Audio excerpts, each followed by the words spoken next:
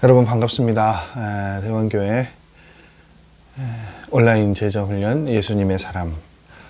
오늘 이제 4단원 5번째, 그리고 총 이제 전체로 따지면 20번째 20과의 내용들을 살펴보려고 합니다. 사순절 기간 동안 저희가 사순절의 짧은 묵상을 하면서 사실은 이제 목요일에는 이 온라인 제자훈련과 병행을 좀 해야 되는데, 이게 한 곳에 좀 집중하는 것이 좀 낫겠다 싶어서 제가 제자훈련은 잠시 이렇게 사순절 기간은 쉬었고요. 다시 이제 재개를 하려고 합니다. 저도 조금 이제 이 사순절의 짧은 묵상은 하루에 한 5분, 6분 정도 되던 그 정도라서 다시 이렇게 좀 길게 이렇게 녹화를 하려고 하니까 조금 낯설기도 하고 좀 어렵기도 해요. 다들 좀 잊어버리셨죠? 저희가 예수님의 사람, 유기성 목사님이 쓰신 책 예수님의 사람, 저희가 이제 일의 과정들을 함께 나누고 있고요. 총 이 예수님의 사람 일의 과정은 6단원 30과로 구성이 되어져 있습니다. 그래서 가장 첫 번째 단원은 십자가의 능력에 관한 말씀들이었고요. 두 번째 단원의 타이틀은 내 안에 계신 예수 그리스도. 세 번째 단원은 회개의 기쁨이었고요. 그리고 이제 오늘 마무리 되어질 네 번째 단어는 나는 죽고 예수로 사는 사람이었습니다. 그래서 4단원 첫 번째 1과는 그리스도인이 실패하는 이유, 2과는 살아있는 자, 죽지 않은 그리스도인, 세 번째 3과는요 이미 죽은 자로 여기라, 네 번째는 나는 죽고 예수는 살고, 그리고 이제 5번째는 죽음을 통한 승리입니다. 나는 죽고 예수로 사는 사람이라는 타이틀에서도 알 수 있다시피 끊임없이 이 4단원의 내용들은요, 내 안에 내 자아나 인격, 또 내 고집, 이런 것들을 끊임없이 누르고 죽이고 상대적으로 무엇을 예수 그리스도께서 살아나시는 이 변화들을 계속 이렇게 우리에게 권면해 주고 있어요. 오늘 이 5과 20과 죽음을 통한 승리의 가장 핵심적인 말씀은요, 고린도후서 4장 10절에서 11절까지 말씀입니다. 우리가 항상 예수의 죽음을 몸에 짊어짐은 예수의 생명이 또한 우리 몸에 나타나게 하려 함이라. 우리 살아있는 자가 항상 예수를 위하여 죽음에 넘겨짐은 예수의 생명이 또한 우리 죽을 육체에 나타나게 하려 함이라. 여러분 4단원의 말씀들을 우리가 쭉 살펴보니까 자칫 우리가 그러니까 저도 말씀을 준비하면서 여기에 포커스를 맞췄던 것 같아요. 뭐냐면 죽는 것이요. 내가 죽는 것, 나를 죽이는 것. 그러니까 내 안에 내 자아가 죽어야만 한다는 것. 근데 여러분, 나는 죽고 예수로 사는 이 십자가 복음의 가장 핵심은 죽음이 아니라 사실은 뭐에 있습니까, 여러분? 삶에 있어요. 그렇죠. 죽음이 아니라 생명에 있습니다. 그러니까 초점을 내가 죽는 데 맞추는 것이 아니라 무엇에 맞추어야 하는가 하면 예수로 인해 사는 것에 맞춰야 되는 거예요. 그게 이제 4단원 마지막 이 5과가 되니까 그 말씀이 부각이 되어지더라고요. 굉장히 우리가 치열하게, 사실은 저는 이 4단원을 준비하면서 각 과마다 나를 죽이는 일이 어떤 일인가에 대해서 계속 고민하게 되고, 어떻게 죽이는 것, 어떻게 하면 죽일 수 있을까, 이런 것들을 고민하게 되었는데, 가장 핵심적인 내용은요, 여러분, 우리가 어디에 초점을 맞춰야 된다고요? 내 안에 살아계시는 예수 그리스도. 예수님이 우리 안에 계시고 살아계신단 말이에요. 그런데 우리가 그렇게 고백하는데 이제 실제 우리의 모습은 예수님이 우리의 생명으로 살지 못한다는 거예요. 근데 이제 왜 그럼 이런 현상이 일어나느냐? 다시 또 이건 동어 반복인데, 내가 죽었다는 사실을 우리가 믿음으로 받아들이지 못하기 때문에요. 내가 죽었다고 입으로만 얘기하지만 여전히 내 자아가 살아있거나 내 죽음을 믿음으로 우리가 받아들이지 못하면 내 안에 예수님이 사는 삶은 단 한 발자국도 하나도 일어나지 못하게 되는 것이죠. 그런데 이제 그 텍스트는 그렇게 얘기를 하더라고요. 우리가 예수님을 인격적으로 알고 나면 죽음은 저절로 되는 거라고요. 왜냐하면 여러분 보십시오. 우리가 정말로 하나님이 나를 보고 계시는데, 내 삶을 보고 계시는데 우리가 더러운 죄를 지을 수 있을까요? 하나님이 지금 내 앞에 계시는데 우리가 나는 이라면서 그렇게 우리의 그것들을 삶의 모습들을 주장할 수 있을까요? 그렇게 하기가 참 어렵거든요. 여러분, 우리가 하나님이 내 앞에 계시는데 우리 삶에 일어나는 여러 가지 걱정이나 문제들을 계속해서 반복하면서 할 수 있을까요? 여러분, 하나님의 말씀이 정말로 내 귀에, 내 마음 가운데 들렸는데, 하나님, 나 그거 할 수 없습니다. 나 그거 못해요. 그것만은 할 수 없어요. 말할 수 있습니까? 아니요. 그게 될 수 없죠. 참 제가 이 표현을 보면서 마음의 찔림을 받았던 게 그거 있잖아요. 이게 뭐냐면 그런 거예요. 저도 제 나름대로 그게 있거든요. 하나님, 저는 이거 다 할 수 있습니다. 다 죽일 수 있어요. 그런데 이건 안 됩니다. 제가 이전에도 말씀드렸죠. 전 가족이 좀 저를 이렇게 건드리는 부분 같아요. 그러니까 저에 대해서 만일 누군가가 저라는 개인에 대해서 목회적인 것에 대해서 함부로 이야기하거나 비난하거나 끝없는 오해, 일어나지도 않았던 얘기인데 함부로 얘기하시는 거, 그런 경우 종종 있어요. 사실은 얼마든지 저는 받아들이고 참을 수 있어요. 그런데 만약 제 가족들에 대해서 누군가가 저한테 하시는 것처럼 근거 없는 이야기로 음해를 한다거나 오해를 하면 저는 못 참을 것 같아요. 그럴 때 하는 얘기가 뭡니까? 하나님, 제가 다 할 수 있는데 이것만은 할 수 없어요. 근데 여러분, 이게 결국은 이것만은 할 수 없다는 건요, 뭐예요? 전부 다 못하는 거예요. 하나님이 내 앞에 계시는 것, 내가 하나님과 함께하는 삶, 내 안에 예수 그리스도께서 사시는 것, 우리가 인정하지 않는 것이죠.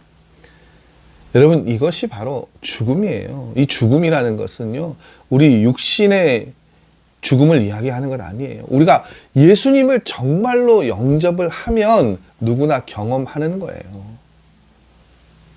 여러분, 예수님을 정말 내 안에 우리가 받아들이고 영접하면 모든 문제, 먹고 사는 거 다 그냥 맡겨지는 거예요. 우리가 할 수 있는, 해야 하는 일은요, 죽음만 보여드리면 되는 거예요.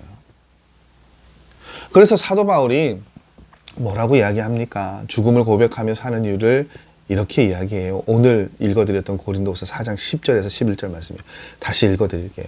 우리가 항상 예수의 죽음을 몸에 짊어짐은 예수의 생명이 또한 우리 몸에 나타나게 하려 함이라. 우리 살아있는 자가 항상 예수를 위하여 죽음에 넘겨짐은 예수의 생명이 또한 우리 죽을 육체에 나타나게 하려 함이라.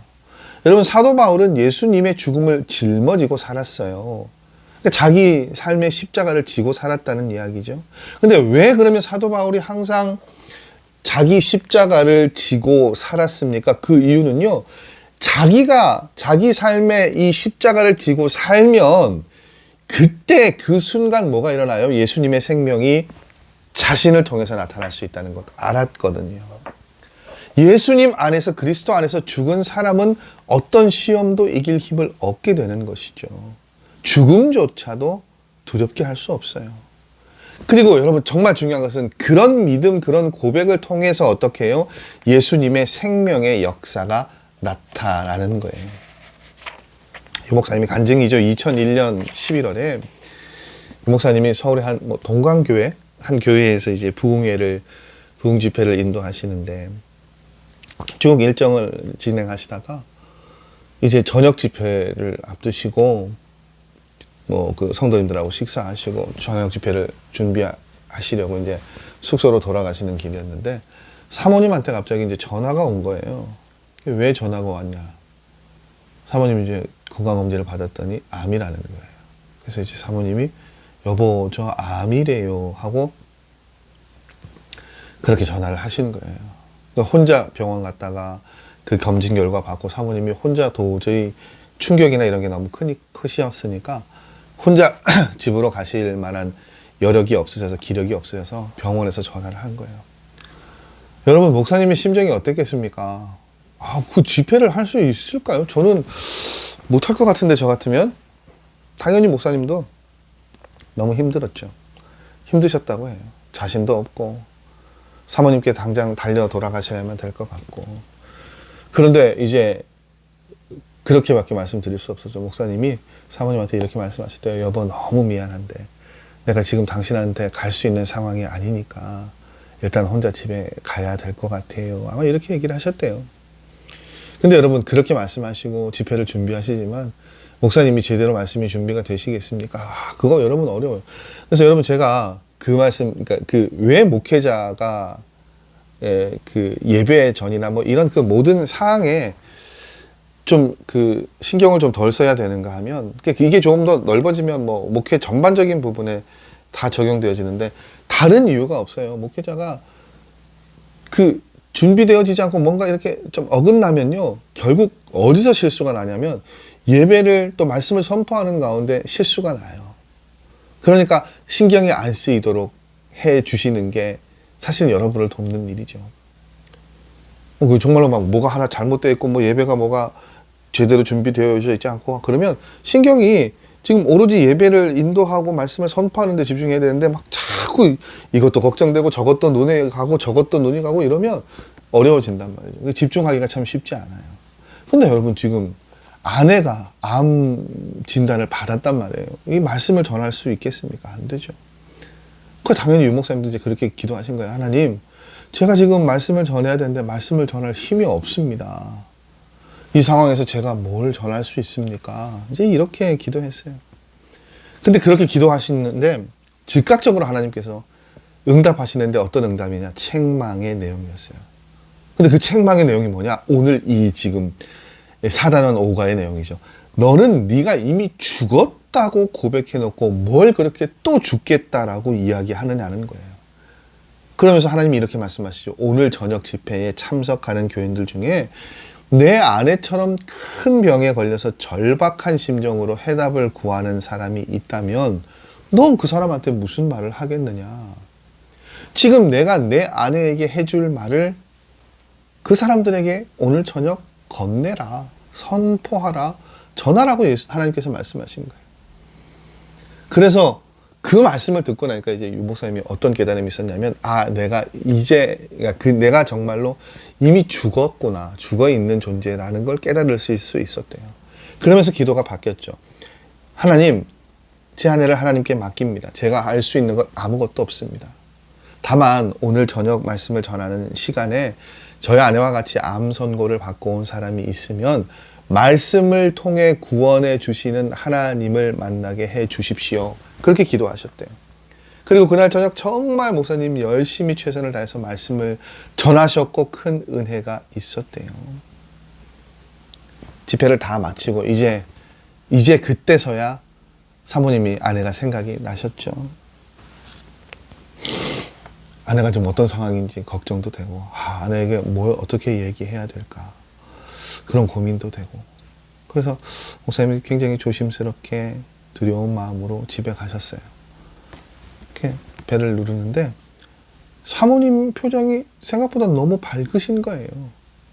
그게 의아하셔서 당신 괜찮아? 물어보니까 예, 저 괜찮아요. 미소를 띠면서 사모님이 이 목사님을 대하시더라는 거죠. 어떻게 그럴 수 있는지 목사님 궁금하실 거 아니에요. 물어보셨으니까 사모님이 이렇게 얘기를 해주시더래요. 너무 경황이 없었는데 뭐 목사님이 모시러 갈 수도 없는 상황이니까 혼자 전철 타고 이제 안산까지 가셨나 봐요. 계속 연신 눈물이 나죠. 이제 안산역에 내리셔서 아마 이제 그쪽 근처가 사택이셨던 것 같은데 집에 가려고 택시를 잡으려고 기다리시는데 사모님이 이제 갑자기 누가 생각이 났냐면 그 안산역 주변에도 그 좌판을 벌이면서 장사를 하시는 분들 가운데 아마 설한목자교회 성도님들이 계셨나 봐요. 그러니까 갑자기 그분들이 생각이 나신 거예요. 사모님이 이제 무슨 생각이 들었냐면, 내가 만일 이제 하나님께서 나를 불러 가시면 이 병 때문에 내가 이 땅에서의 삶을 마감하게 되면 더 그 성도님들을 볼 수 없을지도 모른다라는 생각이 들었대요. 그래서 마지막 신방이라고 생각하고 이제 그 성도님들을 찾아가셨어요.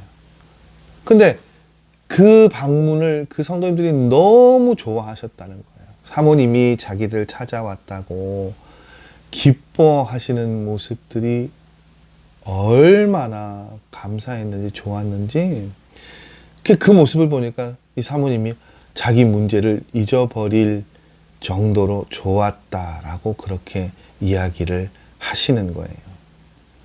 그래서 이제 추운 날씨 가운데 떨면서 장사하시는 분들과 식사도 같이 하시고 따뜻한 차도 함께 나누고 기도하고 그렇게 돌아오시게 됐대요.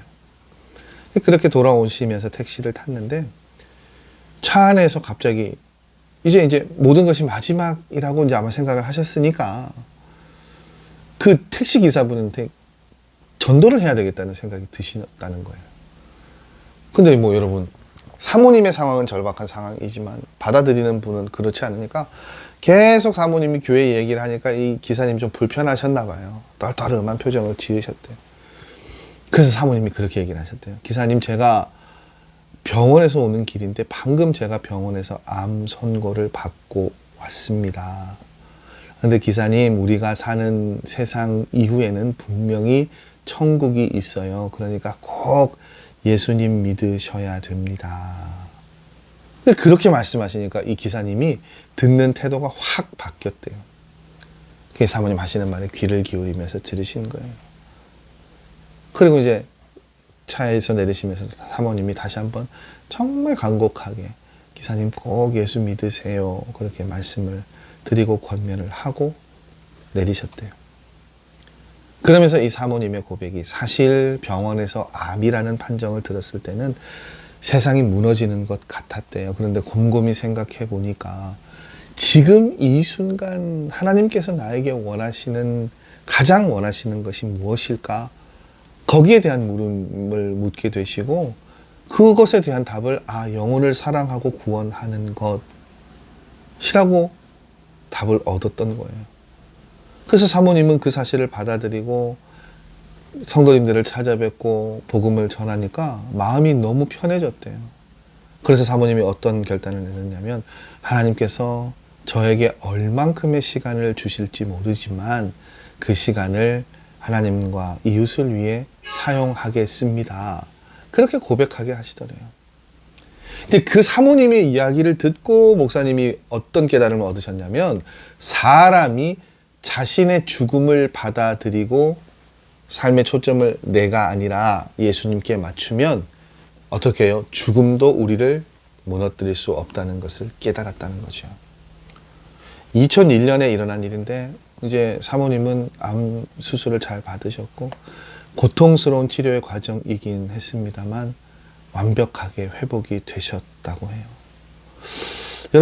여러분께서는 이 사모님과 같은 경험들을 하시게 된다면 죽음을 앞두고 있다면 무엇을 하시겠습니까? 가장 고민되고 힘든 문제에 여러분 죽음을 한번 적용해 보세요. 그러면 그것들을 바라보고 받아들이는 모습들은 분명히 변해질 것입니다. 여러분, 우리가 그리스도 안에서 우리 자아가 죽었음을 믿고 받아들이는 일들을 하게 된다면 또 우리가 경험하게 되는 놀라운 은혜가 한 가지 더 있어요. 그게 뭐냐면 우리가 우리 자신을 감추거나 억누르지 않고 드러낼 수 있는 자유를 얻게 된답니다. 그리스도 안에서 자아의 죽음을 믿고 받아들이는 사람에게요. 여러분, 갑자기 그 집에 손님이 오시면 제일 당황스러워하는 사람들이 누굽니까? 아내들이죠. 예고 없이 찾아오면요, 얼마나 당황스러운지 몰라요. 예고하고 찾아오셔도, 저는 저희 어머니, 그러니까 저희 아내에게 시어머니죠. 저희 어머니가 가까운 김에 계셔도 저희 집에 오셔서 주무시는 일은 뭐 1년 가야 한두 번 될까요? 뭐 방문하시는 일도 그렇게 잦으시지 않으세요. 오히려 저희가 뭐 시간 나면 어머님 댁에 찾아뵙지 어머니 오시는 거는 그렇게 많지 않아요.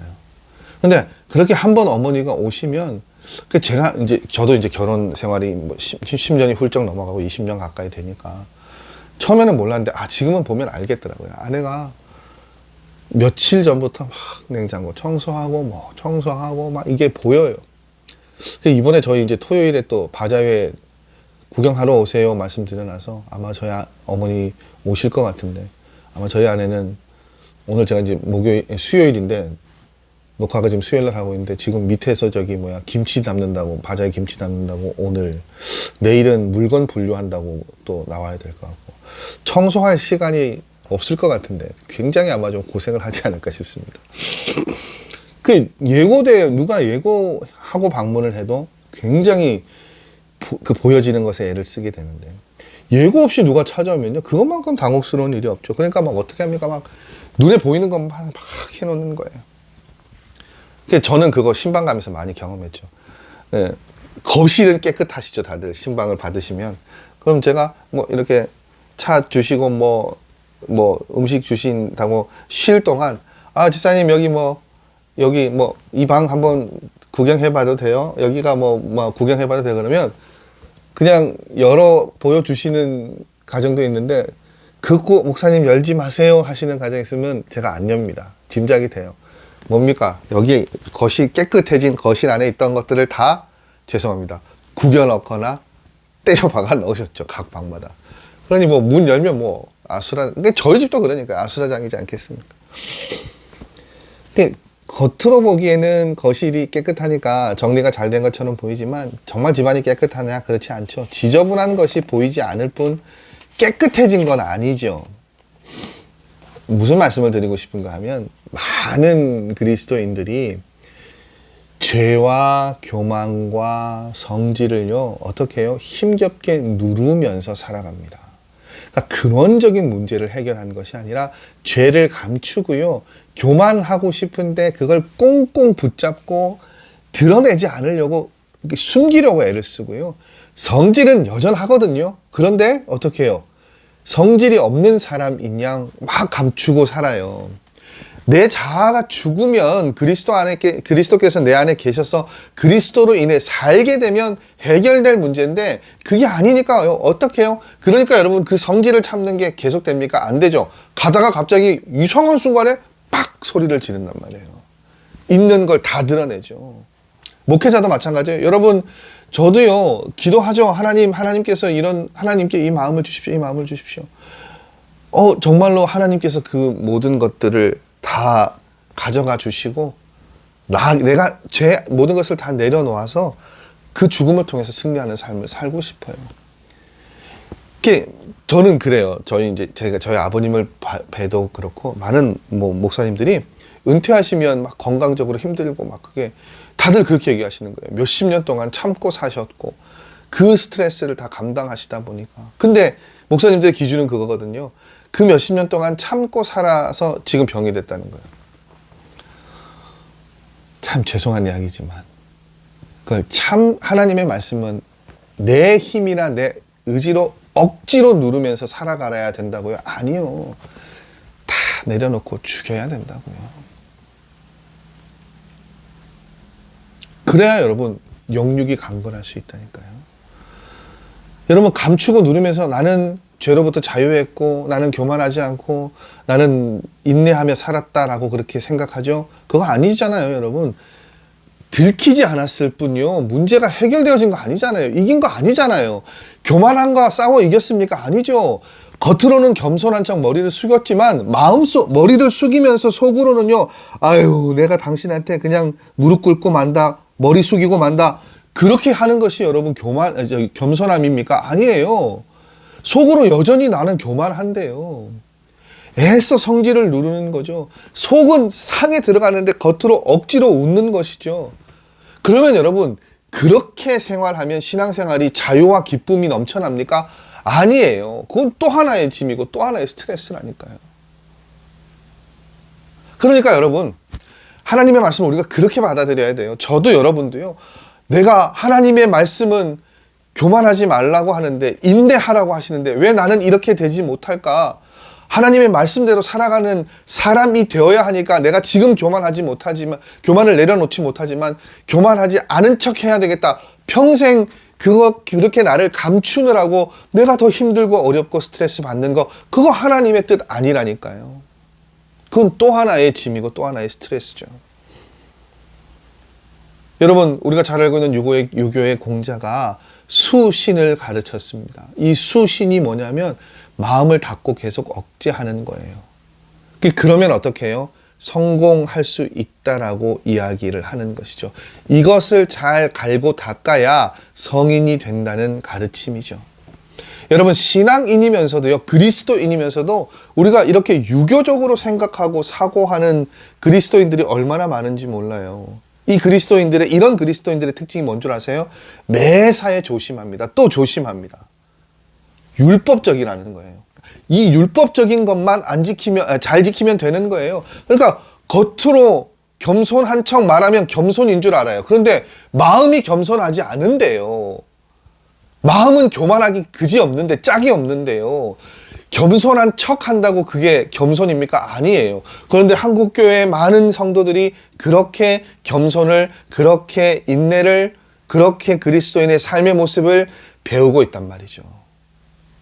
그렇게 참아내는 것이, 그렇게 꾹꾹 누르는 것이, 감추는 것이 미덕이라고 생각해요. 근데 여러분, 예수님이 가르쳐 주신 삶의 모습은 그런 모습이 아니에요. 예수님의 제자는요, 그렇게 억누르지 않습니다. 그냥 드러내고 또 드러내요. 부족함이 있으면 부족함이 있는 대로 드러냅니다. 자신의 내면을 드러내면서도, 근데 이 제자들은요, 두려울 게 없고 문제될 것이 없어요. 왜냐? 나는 이미 예수 그리스도 안에서 죽은 사람이거든요. 그리스도께서 내 주인이 되셨거든요.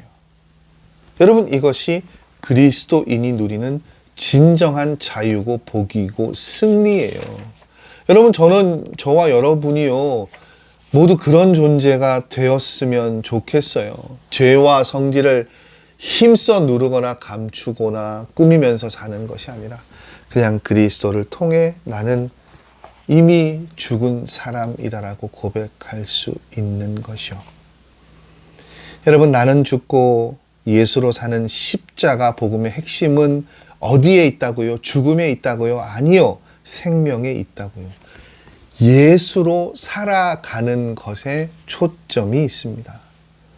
여러분, 예수님의 제자는 억누르지 않고요, 감추지 않고 드러내고 또 드러냅니다. 왜냐하면 드러내는 것이 두렵지 않거든요.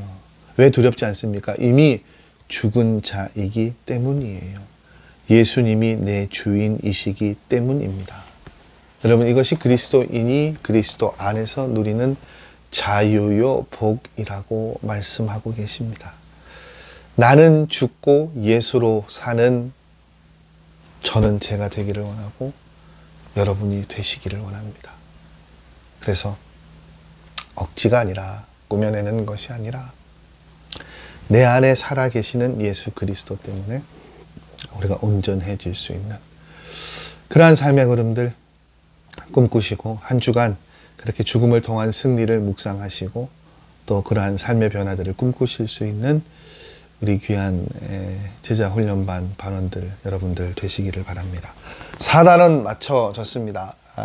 다음 주 이 시간에는 이제 5단원으로 들어가고요. 5단원은 성령 충만한 사람이라는 주제를 가지고 5과의 말씀들을 함께 나누어 보기를 원합니다.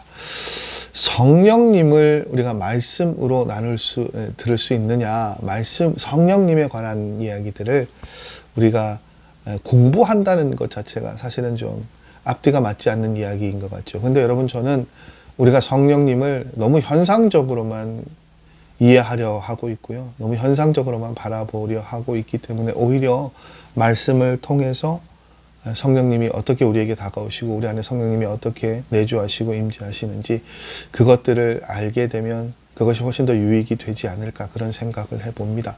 성령 충만한 삶, 사람, 가정, 교회, 하나님께서 정말 원하시고 찾으시는 모습이니까요. 또 새로운 또 5과의 말씀을 통해서 우리가 성령 충만한 사람으로서의 삶을 마음에 품고 꿈꿀 수 있는 그런 시간들이 일어나셨으면 좋겠습니다. 4단원 마지막 과를 너무 긴 텀을 두고 마무리하게 돼서 좀 죄송한 말씀이 있어요. 오늘 이 5과 말씀 듣고 나누시면서 여러분, 앞선 전체는 아니지만 4단원 전체 이야기들을 한 주간 쭉 다시 한번 차례대로 보시면서 이 나는 죽고 예수로 사는 삶에 관한 그 생각들이나 표현들을 다시 한번 잘 정립하시고 정리하실 수 있는 시간 되시기를 바랍니다. 다시 재개하는데 얼만큼 많이들 보실지 조금 더 걱정이 되기는 합니다. 그러나 여러분 꾸준하게 다시 또 이 과정들은 말씀드렸잖아요. 여러분 제가 목요일은 뭐 별 다른 일이 없는 한 계속해서 우리가 말씀을 묵상하고 공부하는 시간들로 그렇게 채워 간다고 말씀드렸으니까 여러분 이 시간 다시 잘 기억하시고 회복하실 수 있는 시간 되셨으면 좋겠습니다.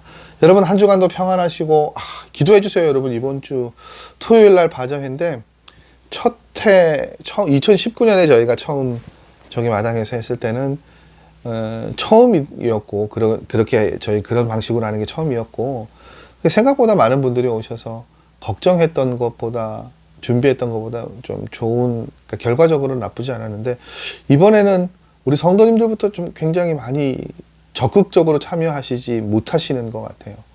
그래서 제가 좀 걱정이 많이 됩니다. 날씨도 또 좋지 않다고 하니까 잘 마무리되어질 수 있도록 여러분 기도해 주시고 기도하시는 것과 동시에 여러분 시간 허락하시는 대로 토요일은 다 나오셔서 정말로 함께 도와주셔야 되고요. 주중에도 지금 계속 사역들은 이어지고 있으니까 여러분 함께 해주시면 감사하겠습니다. 자, 다음 주 다시 뵙도록 하겠습니다. 저는 다음 주 목요일 이 시간 여러분 다시 찾아뵙도록 하겠습니다. 한 주간 승리하십시오, 여러분. 안녕히들 들어가십시오.